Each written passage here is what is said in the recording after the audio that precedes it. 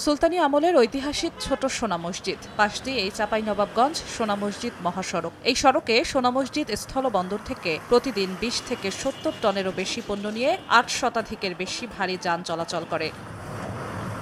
এ সময় দুই পাশের ভবনগুলোতে সৃষ্টি হয় কম্পন, ক্ষণে ক্ষণে দুলতে থাকে ঐতিহ্যের স্মারক সোনা মসজিদও। এরই মধ্যে পুরো স্থাপনা জুড়ে দেখা দিয়েছে অসংখ্য ফাটল, আলগা হয়েছে পাথরের গাঁথুনি, চির ধরেছে মূল দেয়াল থেকে মিনার পর্যন্ত। মসজিদটি রক্ষায় নেয়া কম্পন নিরোধক বাইপাস সড়ক নির্মাণ প্রকল্পটি আলোর মুখ দেখেনি এখনো। ৩০০ থেকে ৪০০ গাড়ি যাতায়াত করে, সেই ক্ষেত্রে এই সোনা মসজিদের ভিতরে যখন মানুষ যখন নামাজ পড়ে তখন কিন্তু এটা হঠাৎ করে কেঁপে ওঠে। প্রতিনিয়ত জিনিস চলছে যে স্থলবন্দর থেকে ভারী যান আসছে, ভাইব্রেশন হচ্ছে, কত কি হচ্ছে, প্লাস কত ঝড়, কত সাইক্লোন, কত কি হলো।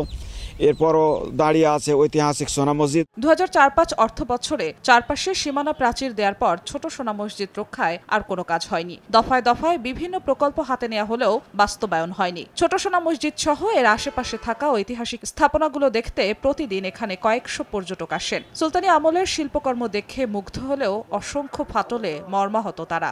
পর্যটকের জন্য এখান থেকে যাওয়া আসার জন্য একটা সমস্যা হচ্ছে, ঠিক আছে না? তো আমরা চাই যে একটা সড়ক মহাসড়ক হোক। অপোজিট দিয়ে যদি একটু বাইপাস রাস্তা করতো তাহলে হয়তো আমাদের এই দার্শনিক ঐতিহাসিক জায়গাটি আমরা সংরক্ষণ করে ধরে রাখতে পারতাম। দ্রুত না পদক্ষেপ নেওয়া হয় তাহলে ঐতিহ্যবাহী যে সোনা মসজিদ যে এটা ধরে রাখা সম্ভব না। ঐতিহাসিক এই স্থাপনা রক্ষায় দ্রুত কার্যকর পদক্ষেপ নেওয়ার দাবি লেখক ও গবেষকদের। আর নিরাপত্তার ক্ষেত্রেও ওখানে একটু সমস্যা হচ্ছে, যার কারণে এত বড় একটা ঐতিহ্য থাকা সত্ত্বেও আমরা সেটাকে যথাযথ কাজে লাগাতে পারছি না।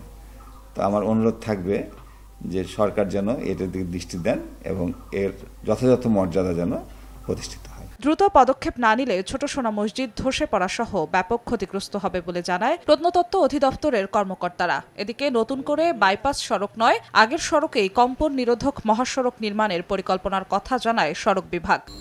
ছোট সোনা মসজিদের পশ্চিম সাইডে একটা বাইপাস একটা পরিকল্পনা।